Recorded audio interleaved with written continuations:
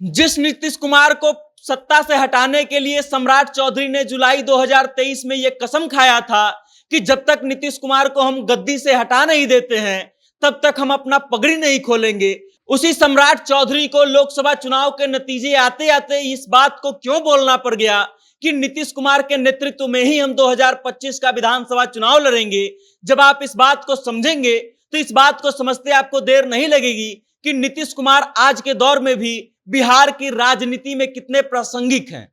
बाकी आप इस बात को समझ लीजिए कि 2020 के विधानसभा चुनाव के बाद जो लोग इस बात का कयास लगाने लगे थे कि नीतीश कुमार का अब राजनीतिक करियर समाप्ति की ओर आ गया है, नीतीश कुमार अगले 5 साल बाद अब शायद मुख्यमंत्री नहीं रहेंगे, अब आप समझ लीजिए कि नीतीश कुमार इतने मजबूत हो गए हैं कि किसी भी दल को उनको नेता मानना मजबूरी है। अब पूरी खबर क्या है और हम ये बात क्यों कह रहे हैं आपको विस्तार से बताएंगे, लेकिन उससे पहले नमस्कार, मेरा नाम वेद प्रकाश है, आप जनता जंक्शन देख रहे हैं और कैमरे के पीछे हैं विशाल।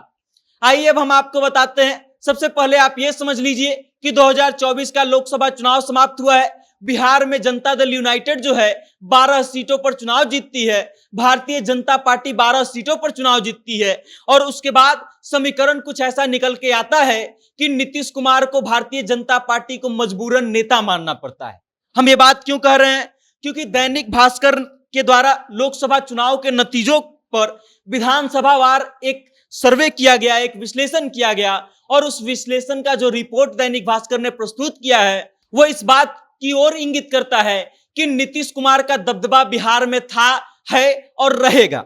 हम ये बात क्यों कह रहे हैं? तो दरअसल अगर वोट परसेंटेज की हम बात करें 2024 के लोकसभा चुनाव को लेकर के, तो भारतीय जनता पार्टी का वोट परसेंटेज जो रहा है वो 20.52% रहा है और जनता दल यूनाइटेड का जो वोटिंग प्रतिशत रहा है वो 18.52% रहा है। अगर एनडीए की एक और अहम पार्टी की हम बात कर ले, लोजपा रामविलास की, तो उसका वोटिंग परसेंटेज जो रहा है वो 6.47% रहा है। राजद का जो वोटिंग परसेंटेज रहा है वो लोकसभा चुनाव में सभी पार्टियों से सबसे अधिक रहा है, 22.14% रहा है। कांग्रेस की अगर हम बात करें तो 9.20% रहा है और माले की अगर हम बात करें तो 2.99% रहा है।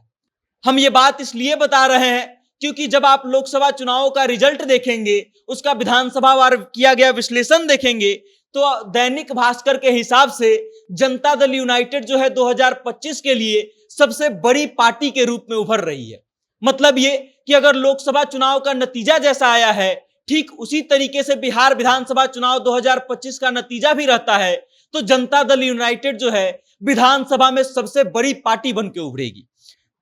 अगर दैनिक भास्कर के रिपोर्ट की माने तो जनता दल यूनाइटेड जो है 2025 में 74 सीटों पर बढ़त हासिल कर सकती है, जबकि भारतीय जनता पार्टी को 68 सीटों पर बढ़त हासिल होगी और लोजपा रामविलास जो है 29 सीटों पर अपनी बढ़त बना सकती है।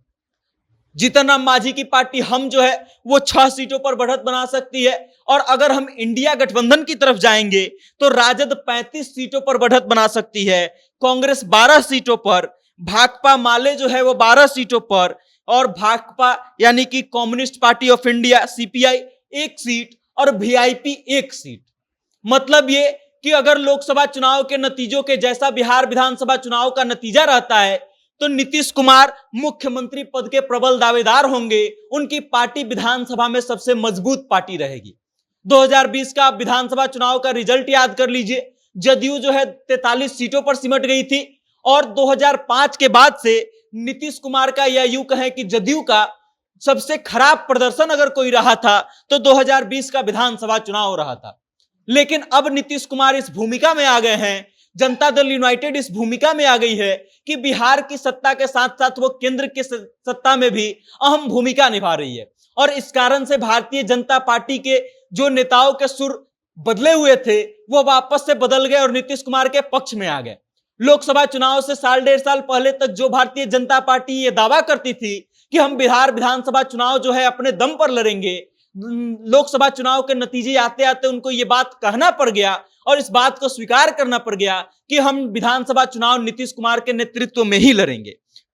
2005 से लेकर अब तक लगातार नीतीश कुमार ही मुख्यमंत्री रहे हैं। बीच में मात्र 9 महीने के लिए जीतन राम मांझी मुख्यमंत्री रहे थे और 2005 से अगर 2024 तक की हम बातों को देखेंगे तो चाहे गठबंधन कोई भी रहा हो, चाहे नतीजे कोई भी रहे हों, लेकिन मुख्यमंत्री नीतीश कुमार ही रहे हैं। और इस बात से आप समझ सकते हैं कि नीतीश कुमार बिहार की राजनीति के लिए कितने प्रासंगिक हैं। बाकी इस खबर को लेकर के आप क्या सोचते हैं, नीतीश कुमार को लेकर के आप क्या सोचते हैं, आपकी क्या राय है, कमेंट के माध्यम से अपना विचार हम तक जरूर भेजिएगा और देखते रहिएगा जनता जंक्शन। बहुत बहुत धन्यवाद।